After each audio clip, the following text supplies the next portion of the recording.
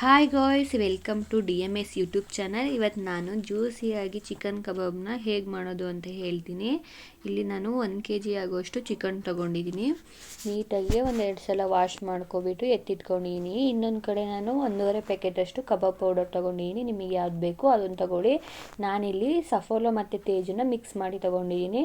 ಅರ್ಧ ಸ್ಪೂನ್ ಗರಂ ಮಸಾಲ ಹಾಕ್ಕೊಳ್ಳಿ ಮತ್ತು 2 ಸ್ಪೂನ್ ಕಾರ್ನ್ಫ್ಲೋರ್ ಹಾಕ್ಕೊಳ್ಳಿ. 2 ಸ್ಪೂನ್ ಶುಂಠಿ ಬೆಳ್ಳುಳ್ಳಿ ಪೇಸ್ಟ್ ಹಾಕ್ಕೊಳ್ಳಿ. ಇನ್ನು ನನ್ನ ಚಾನಲ್ಗೆ ಯಾರೆಲ್ಲ ಸಬ್ಸ್ಕ್ರೈಬ್ ಆಗಿಲ್ಲ ದಯವಿಟ್ಟು ಸಬ್ಸ್ಕ್ರೈಬ್ ಆಗಿ ಸಪೋರ್ಟ್ ಮಾಡಿ ಅಂತ ಕೇಳ್ಕೊಳ್ತಾ ಇದ್ದೀನಿ. ಪ್ಲೀಸ್ ಸಪೋರ್ಟ್ ಮಾಡಿ. ಅರ್ಧ ಸ್ಪೂನ್ ಗರಂ ಮಸಾಲ ಹಾಕ್ಕೊಳ್ಳಿ. ನಾನಿಲ್ಲಿ 2 ಸ್ಪೂನ್ ಖಾರದ ಪುಡಿ ಹಾಕೊಂಡಿದ್ದೀನಿ. ನಿಮ್ಮನೆ ಖಾರದ ಪುಡಿ ಹೇಗಿದೆ ಅಂತ ನೋಡಿಬಿಟ್ಟು ಹಾಕ್ಕೊಳ್ಳಿ. ಖಾರ ಎಷ್ಟು ಬೇಕಷ್ಟು. 2 ಮೊಟ್ಟೆ ಹಾಕ್ಕೊಳ್ಳಿ. ಈ ಥರ ಮಾಡಿ ಸಕ್ಕತ್ತಾಗಿರುತ್ತೆ. ಪ್ಯಾಕೆಟ್ ಮೇಲೆ ಕೊಟ್ಟಿರ್ತಾರೆ, ಏನೂ ಹಾಕೋ ಹೋಗಿಲ್ಲ, ಬರೀ ಇದನ್ನೇ ಕಲಸಿ ಅಂತ. ಬಟ್ ಅದು ಅಷ್ಟು ಚೆನ್ನಾಗಿರಲ್ಲ. ಇಲ್ಲಿ ನಾನು 2 ನಿಂಬೆಹಣ್ಣು ತೊಗೊಂಡಿದ್ದೀನಿ.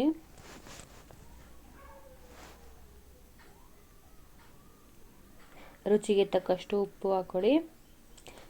ಇದರಲ್ಲಿರೋ ನೀರಿನ ಅಂಶನೇ ಸಾಕು ಕಲಿಸ್ಕೊಡೋದಕ್ಕೆ. ಇನ್ನೇನು ಎಕ್ಸ್ಟ್ರಾ ವಾಟರ್ ಏನು ಅವಶ್ಯಕತೆ ಇರಲ್ಲ. ಇದರಲ್ಲೇ ಆಗುತ್ತೆ, ಕಲಿಸ್ಕೊಳ್ಳಿ. ನೀಟಾಗಿ ಒಂದು ಚೂರು ಗಂಟಿಲ್ಲದೆ ಕಲಿಸ್ಕೊಳ್ಳಿ.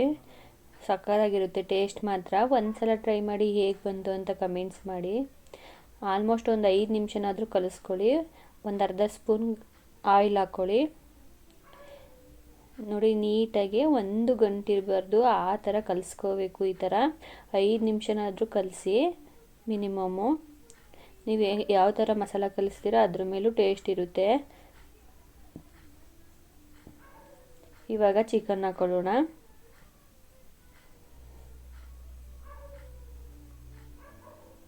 ನೀಟಾಗಿ ಚಿಕನ್ನ ನಾವು ಕಲಿಸ್ಬೇಕಾದ್ರೆ ಕೈಯಲ್ಲಿ ಪ್ರೆಸ್ ಮಾಡಿ ಮಾಡಿ ಕಲಿಸಿದ್ರೆ ನೀಟಾಗಿ ಮಸಾಲ ಎಲ್ಲ ಚಿಕನ್ ಒಳಗಡೆ ಹೋಗಿ ಇಟ್ಕೊಳ್ಳುತ್ತೆ. ಆವಾಗ ಟೇಸ್ಟು ಸಕ್ಕತ್ತಾಗಿ ಬರುತ್ತೆ.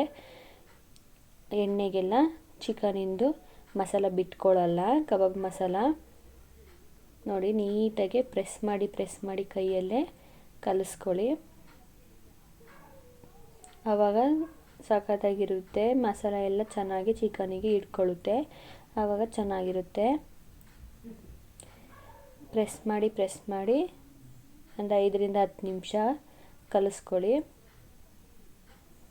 ಇವಾಗ ಕಲಸಿ ಆಯಿತು. ಫ್ರಿಜ್ ಇದ್ದರೆ ಫ್ರಿಜ್ಜಲ್ಲಿ ಇಟ್ಕೊಳ್ಳಿ 1 ಅವರು. ಇಲ್ಲ ಅಂದರೆ ಆಚೆನೇ ಇಡಿ 1 ಅವರು. ಮಸಾಲ ಎಲ್ಲ ಕ್ಲೀನಾಗಿ ಹತ್ಕೊಳ್ಳುತ್ತೆ. ಇವಾಗ 1 ಅವರ್ ಆದಮೇಲೆ ತೋರಿಸ್ತೀನಿ ಹೇಗೆ ಆಗಿದೆ ಅಂತ ಹೇಳಿಬಿಟ್ಟು.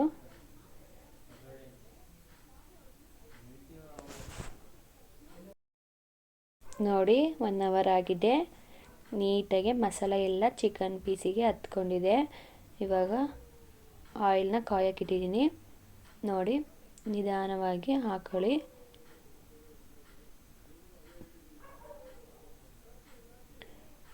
ಜ್ಯೂಸಿಯಾಗಿ ಬರುತ್ತೆ ಈ ಥರ ಮಾಡಿ.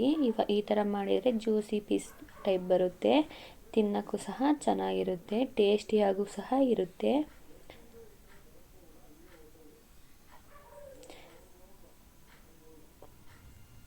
ನೋಡಿ, ನೀಟಾಗಿ ನೋಡಿ ಏನು ಸಕ್ಕತ್ತಾಗಿದೆ ಅಂತ. ನೋಡಿ, ಯಾವ ಕಲ್ಲರು ಬೇಡ, ಏನು ಬೇಡ. ನೋಡಿ ಏನು ಸಕ್ಕತ್ತಾಗಿದೆ, ಜ್ಯೂಸಿಯಾಗಿರುತ್ತೆ. ನೀಟಾಗಿ ಬೇಯಿಸ್ಕೊಳ್ಳಿ. ಲೋ ಫ್ಲೇಮಲ್ಲೇ ಇಟ್ಕೊಬಿಟ್ಟು ನೀಟಾಗಿ ಬೇಯಿಸ್ಕೊಳ್ಳಿ. ಇವಾಗ ಕಬಾಬ್ ರೆಡಿಯಾಗಿದೆ ನೋಡಿ. Thank you for watching.